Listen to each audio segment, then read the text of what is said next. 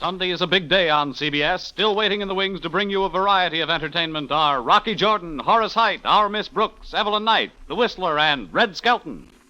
Now, Del Monte Foods brings you a world of adventure with Rocky Jordan.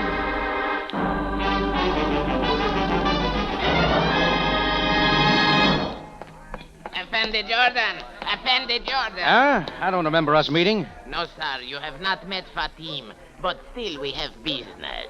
Observe this which is in my hand. Is it real? Oh, most assuredly. $1,000 bill, American money. Now watch. I have turned same into 2 pieces, and the small piece I give to you. The other I keep myself. Oh, you're a magician, and you're going to put the pieces together again. In a way, Effendi Jordan, you are correct. Both pieces can be yours if you will go to see Madame Dulac, 16 Sharia Ramesses II. Why pick on me? Because it is well known in Cairo that you are a man who for money would brave danger.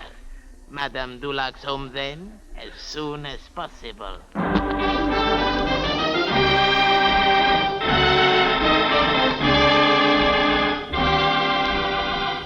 Del Monte, the brand you trust for flavor in so many good foods. Yes, Del Monte, the best liked brand of canned fruits and vegetables in the whole wide world, takes you now to the Cafe Tambourine for another adventure with Rocky Jordan. The Cafe Tambourine in Cairo, gateway to the ancient East, where modern adventure and intrigue unfold against a backdrop of antiquity. Tonight's Rocky Jordan story, Madame Dulac's Daughter.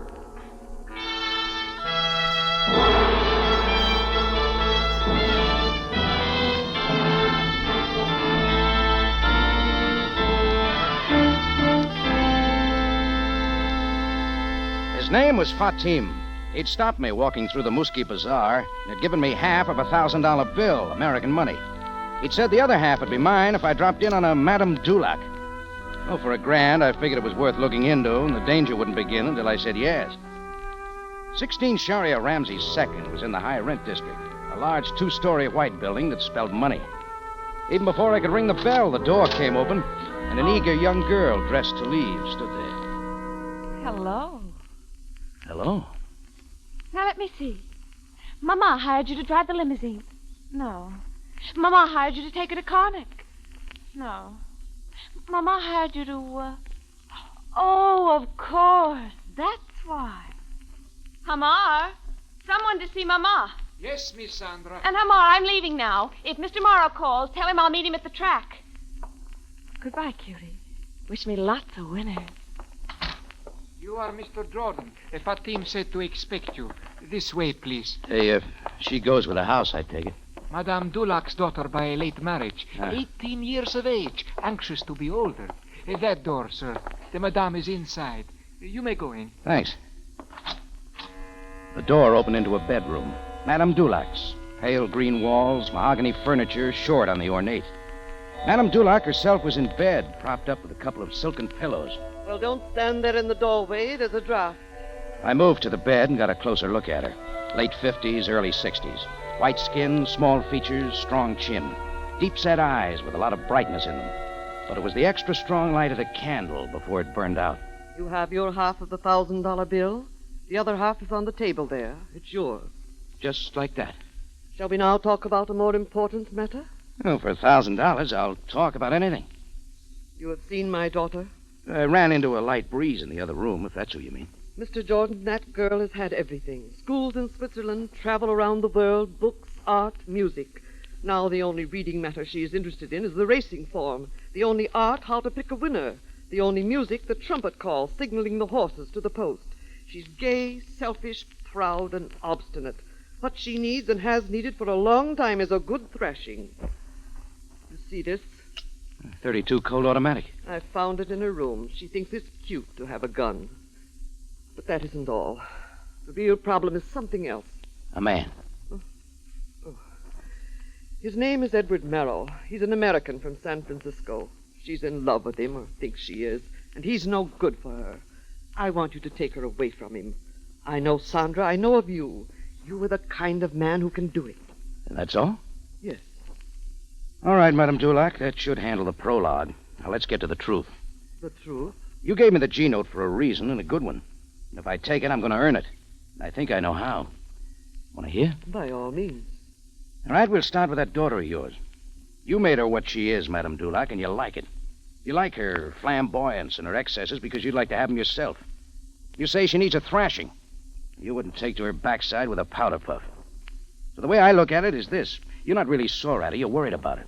You think she's in real trouble with this Eddie Marrow, and you want me to get her out. Only that gets me into trouble with Marrow, and I earn that G you gave me right down to the last dime. No thanks. So you were going to turn your back on this involvement of my daughter with Tony Bristol? Tony Bristol? Edward Marrow's real name. You know him and had some involvement with him yourself in the United States. This I found out before I had you summoned to me. Yeah, sure, I know him. Tried to run me out of business in San Francisco. I still owe him something. You can see the wisdom, Mr. Jordan, of my selecting you. You will help me then. Yeah, we'll see. You will find him at the Cairo racetrack. He has a special box. Sandra will be with him. Thanks. Well, it figured to be worth looking into. 20 minutes later, I was making my way through the jockey club at the track looking for Eddie Marrow's box. I found it with no trouble. Sandra was there looking at the end of a race through binoculars. Eddie was there, and so was Eddie's right-hand man from San Francisco, a guy called Shark. Happy Bride and Harem King, and it's a photo finish. Hey, Eddie. Please hold Look on to your who's here. tickets. Yeah, Shark. Well, Jordan, it's like old times. Tell me, Eddie, which horse did we have? The winner, baby. But it's a photo finish, darling. Well, look who's here. Hello, cute stuff. Oh, you two met? Yeah, that's right. Her mother's house earlier today. Uh-huh. You're awfully nice. What's your name? His name's Jordan, but he's an also-ran, and don't forget it. Well, now that I get a better look at him, I don't like him. He looks too moral to me. We've got some unfinished business from San Francisco, Eddie. We going to take it up here? I'm not sore, Jordan. The old days are behind me. I'm in Cairo to have fun. Then you have got a deal on. It's the only way you've ever had fun. He's got some use for you, Sandra. And it's something you're not going to like. Of course he's got some use for me. And I am going to like it. He loves me, Mr. Jordan. We're going to be married. Does your mother know? We're going to elope as soon as the meet closes and surprise her. Results of the third race. The winner, Harem King. Here's the win ticket, Place, Sandra. Go Happy cash it, Bride. You baby. did have Harem King. 50 pounds at 11 to 1. Not Official. bad. 4 wins yesterday, 3 the day before. I'll be right back. Picking a lot of winners, huh, Eddie? Oh, enough. Now go on, beat it, Jordan. You're not wanted. What do you figure's making you so lucky? Sunspots. Or maybe a system. I'd like to hear about it. Next time that fist goes right through you, Jordan. Blow. Yeah, I'm going, Shark. One thing more, Eddie. Whatever happened to Eunice? Huh? Last time I knew you, you were good and married Leave to her. Eunice out of this, Jordan. I just thought I'd ask. She was a nice kid. Had a lot of love for you. Listen, wise guy. You keep pressing me like this, and you're going to end up horizontal. Now beat it.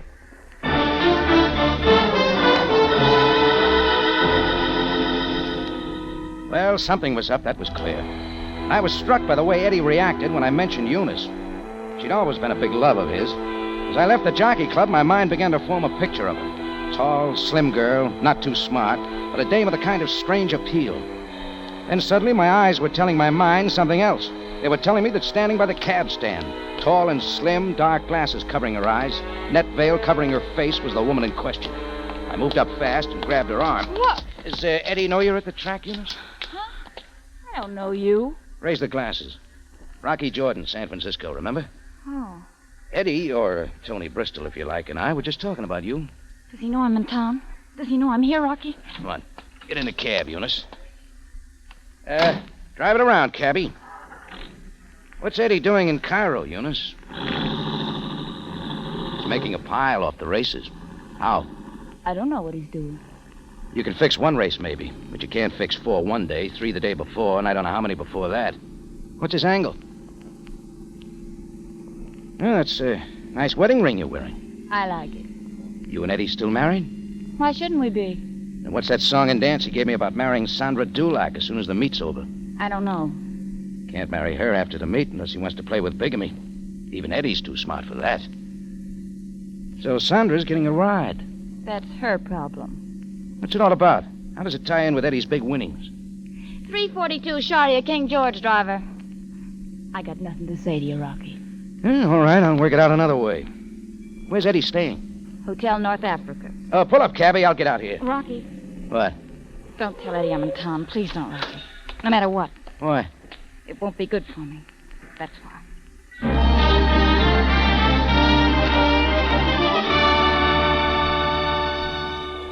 At night, I dropped in on the cocktail lounge of the Hotel North Africa, see if I could pick up any stray bits of information. All I got for my pains was a big bar bill. But passing by the main desk on the way out of the hotel, I ran into luck. A little guy, double-breasted suit, gray suede gloves, racing form under his arm, was having words with a desk clerk. Good evening. I would like to leave this package for Mr. Morrow. Of course, Mr. Kramer. And I believe Mr. Morrow has left an envelope for me once again. Oh, yes, sir. Here it is, sir. Good. Thank you, young man. Good night. Kramer slipped the envelope from Marrow into his inside coat pocket and left the hotel. I followed.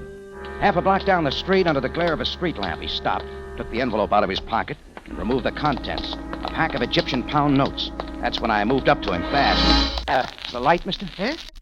Oh, yes, of course. Here, I have a lighter. Your cigarette is lit. Oh, yeah. Thanks. Good night. Just a minute, Kramer. We have met? I understand you got a great way to beat the horses. Who are you, young man? Why should that matter? Just say I'm right. You have got a way to beat the horses.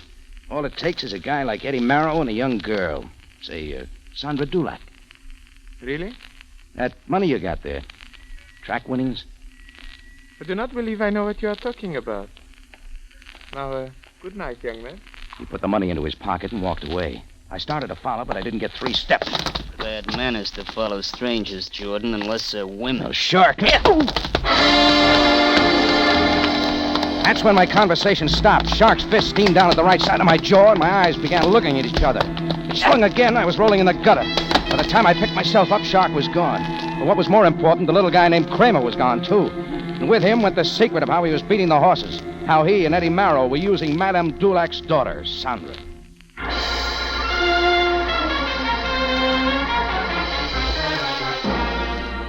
Del Monte Foods is presenting tonight's adventure with Rocky Jordan.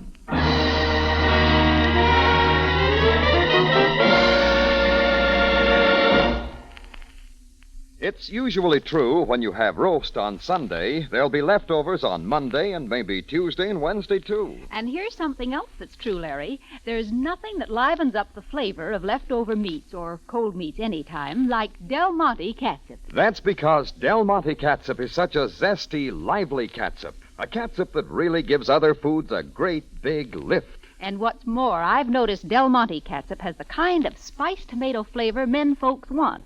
The kind of flavor that's a real friend to plain foods. And speaking of friends, vine-ripe red tomatoes and fragrant spices never had such a friend in catsup as that marvelous pineapple vinegar Del Monte uses.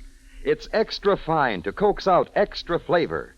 Believe me, the way pineapple vinegar brings out rich, tangy, spiced tomato goodness is a pleasure to taste. And this wonderful vinegar is exclusive with Del Monte. No other catsup has it. Well, I know that thousands and thousands of women out here in the West wouldn't think of buying any other brand.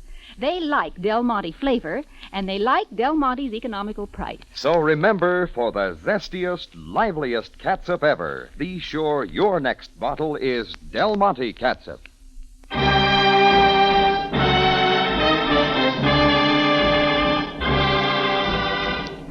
And now we take you back to Cairo and tonight's Rocky Jordan story, Madame Dulac's Daughter.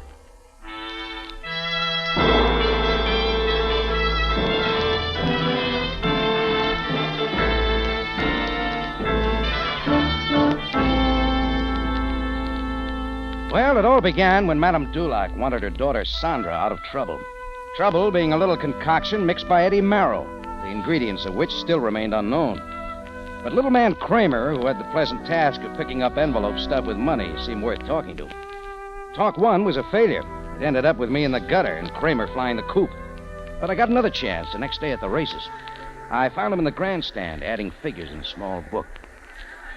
Oh, having a big day, Kramer? Oh, the young man from last evening. You know, I've been thinking about what you said to me last night. Oh, good. But I still do not understand what you mean. If you'd have stuck around a little longer, I'd have been more blunt. Well, feel free now to express yourself. What was in that package you left for Eddie Merrill at the desk at the Hotel North Africa?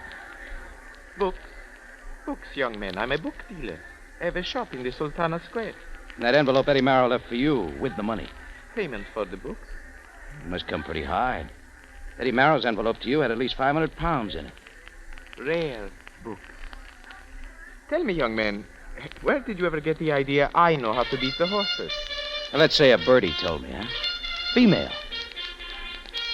The horses are now entering the track for the 5th Wait, race. where are you going, young man? The race is To do some checking up on you. My first name is Carl. That should make it easier for you. Oh, thanks. And please, if you discover that I'm doing something criminal, inform me. I should be most delighted to know.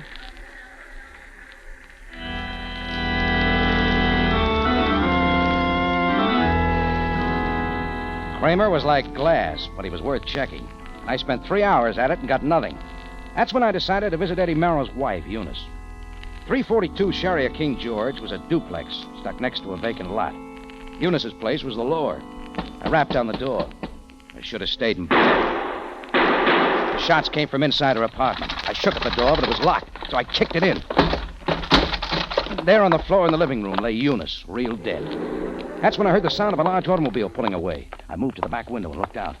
I didn't see the automobile, but I did see something else. A female figure scurrying down the sidewalk away from the house. It was Madame Dulac herself, and for her age, she was running in high gear. Well, I took out after her, and just about a block later, grabbed the back of her coat. Oh. All right, slow down. It's you, Mr. Jordan. I didn't know who was following me. Give me your purse, Madame Dulac. My purse? You heard me. What are you looking for? Yes. 32 Colt automatic. Thought you said it was Sandra's gun. Looks to me like it's yours. Clip's empty now. Empty clip and a dead Eunice. What does that add up to, Madame Dulac? Perhaps you will tell me, Mr. Jordan. A better job of telling will come from Captain Sam Sabaaya, Cairo Police. Come on. To the police station, I presume. Anxious? It's cold out here in the street. We might as well be where it's warm. Just a minute. Who was in the car I heard pull away? Car? There was no car. Oh, that's a lie. Tell me something, Madame Dulac. What's your first name? My first name? But why? It's Olga. Uh-huh. Come on, Madame Dulac. We're not going to the police station. We're going to your house. You are changeable, Mr. Jordan. Would you please tell me why? Sure. The initials on this gun are not O.D. for Olga Dulac. They're S.D. for Sandra Dulac. It's Sandra's gun after all. I'll give you 2 to 1 it was she who drove away in that car. I'll give you 3 to 1 you're trying to cover up for her. Taking me up on it? I thought not. Come on, let's go talk to Sandra.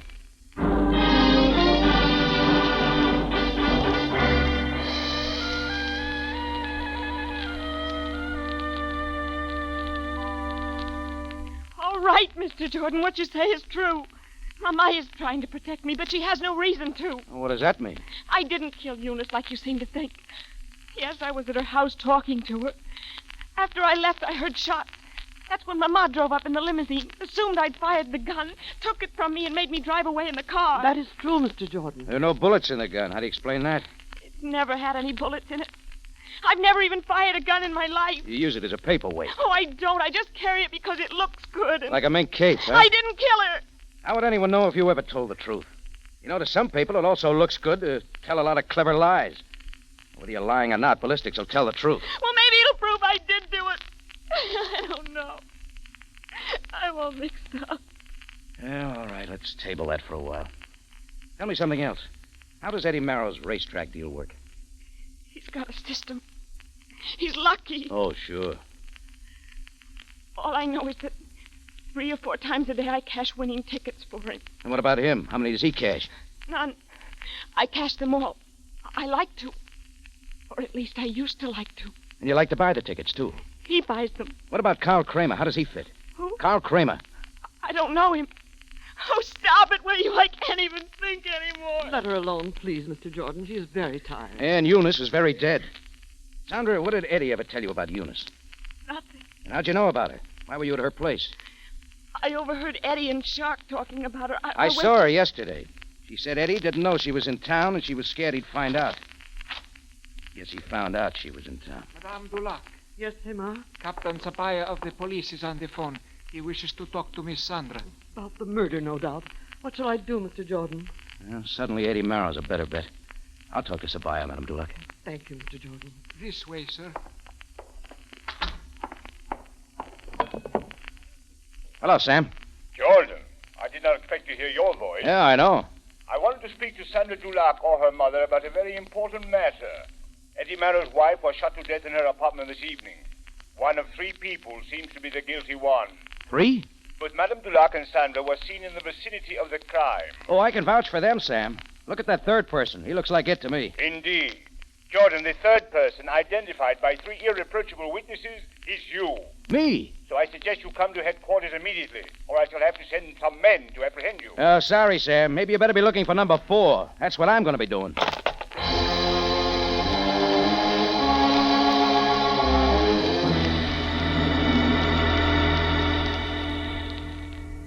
"15 minutes later, I told the chambermaid on the 3rd floor of the Hotel North Africa that I was Mr. Marrow's brother. Would she please let me into the room? She would and did. Inside, the first thing I looked for were the books from Carl Kramer. There were half a dozen in the room, plain, ordinary books. I felt real disappointed, like a pickpocket in a nudist colony. But it wasn't over yet. I got an idea how to tear the covers off, which I did. Book 5 made it worth the effort. Lodged in between the cardboards of the cover were racetrack win tickets. 50-pound win tickets on every horse in the 3rd race. Didn't make any sense to me. Then I saw the date on the tickets. The day after tomorrow. And suddenly it all made a lot of sense. I knew Marrow and Kramer's secret of the surefire way to beat the horses.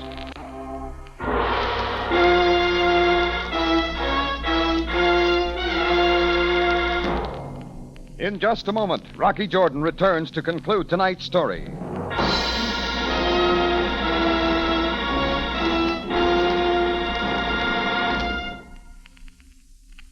The good old summertime is still a long way off, but if you'd like a preview of it right now, I can't think of a better way than to suggest that you try a nice big glass of Del Monte tomato juice. That's a good suggestion, Larry. Del Monte tomato juice is so natural tasting, you could close your eyes and imagine yourself in the middle of August eating sunny, warm tomatoes right off the vine. Del Monte certainly has captured the genuine article in fresh-tasting, natural-tasting tomato flavor. No 2 ways about that.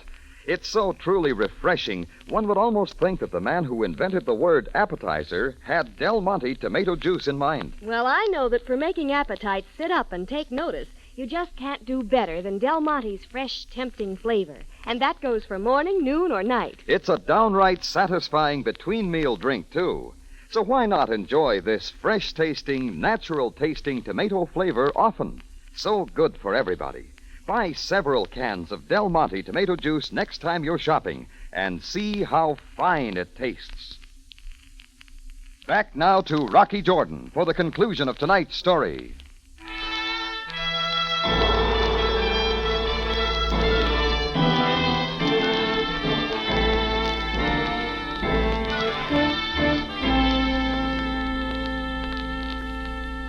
I was standing in Eddie Marrow's hotel room, the win tickets for the day after tomorrow in my hand. Marrow and Kramer's secret, how to beat the horses the surefire way, wasn't their secret alone anymore. Well, Jordan, this saves me the trouble of going out looking for you. Just brushing up a little of my reading, Eddie. I know how you beat the horses. Real foolproof. Except it's somewhat illegal. So's murder. You were counterfeiting win tickets. Kramer made up the batch ahead of time. A counterfeit win ticket for every horse in the race. No matter which horse won, you won. And Sandra fronted for you. She cashed the phony tickets and never knew. I don't want to talk about that. There's something else between us. Yeah, I guess there is. Eunice. You got an alibi? A real good one. I loved her. Is that what gave her the shakes? She knew I wanted her away from Cairo until the job was done. She knew that if I knew she was in town, I'd have slapped her around and sent her home. I guess that's one way to show love. It's my way. Well, that alibi won't stand up in court. This one will. Both Shark and I were in the bar at the Hotel North Africa at the time Eunice was killed. And the house stick and 6 other people can prove it. Yeah. Guess I made a mistake. You sure did. The police say you were there when Eunice was killed. Do they? Were you there by yourself? Look, you got revenge in the brain, Eddie. It's not I'm going to even up Eunice's killing. Were you there alone, Jordan? Ease off, Eddie. Your fuse is going to pop. Don't get nervous. You didn't kill her, Jordan. You had no reason. But someone else did. Someone you're covering for. And her name is Sandra Dulac. Eddie was half crazy with the idea of revenge. He turned and bolted for the door to find Sandra, and I moved to stop him. I grabbed him as he opened the door and pulled him back into the room. That didn't cool him any. He swung from the floor and caught me on the side of the face, and it began. He was throwing with all his strength. And when he picked up a heavy ashtray and started hitting me with that, I began to hear bells. It was the phone. Only Eddie wasn't paying any attention. He was real busy. I was trying to keep him busy. Then when he lifted a marble book in and went for my head, I figured it was time to put a stop to the fun. I threw a right full into his face. He stumbled backwards, rolled over the telephone table, and slumped to the floor. The phone went down with him, and the receiver came off the hook. Eddie, it's Shark. I got a bullet in me. Listen. What is it, Shark? Eddie Kramer. What about him, Shark? What about Kramer? Hang up the telephone, young man. I shall tell you about myself firsthand. I don't think you have to, Kramer. I know already. You killed Eunice. Because she never wanted Eddie in a deal with you. You were afraid she'd tip the scheme. I had no other course but to shoot her. Even at the time she was preparing to telephone the police. I found her standing by the telephone. Just as you are now. Now it's my turn, huh? It seems so, young man. No, Kramer. It's your turn. Eddie.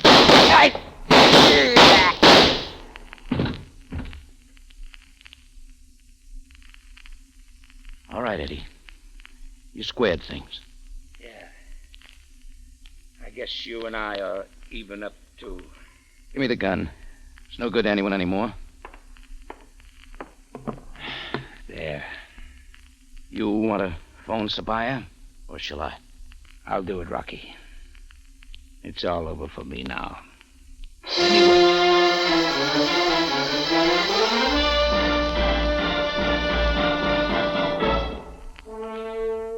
Well, Sam took over. His men turned up Shark in Kramer's hotel room, still alive, and he was carted over to the police hospital.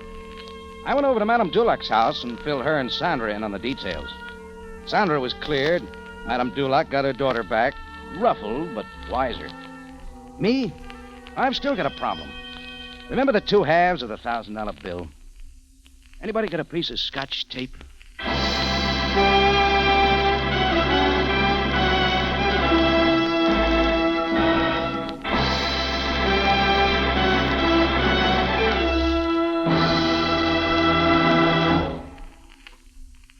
For the finest in tomato flavor, enjoy the whole family of Del Monte tomato products. Del Monte catsup and chili sauce. Del Monte tomato sauce and tomato juice. And Del Monte whole peeled tomatoes. Remember, buy wisely.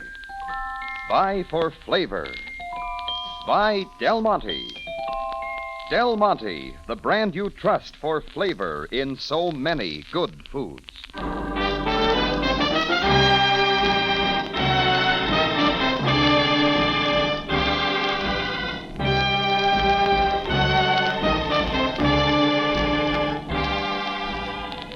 Rocky Jordan, written by Gomer Cool and Larry Roman, stars Jack Moyles in the title role with Jane Novello as Sam Sabaaya, and is produced and directed by Cliff Howell, with original music composed and conducted by Richard Arant.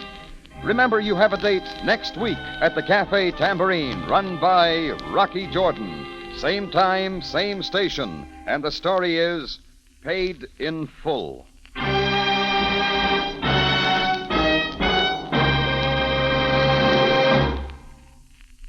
If it's gay summer flavor you want in a quick dessert or salad, serve Del Monte Fruit Cocktail. It's ready cut and ready mixed. A real flavor treat. So good and so good looking. Ask for Del Monte Fruit Cocktail.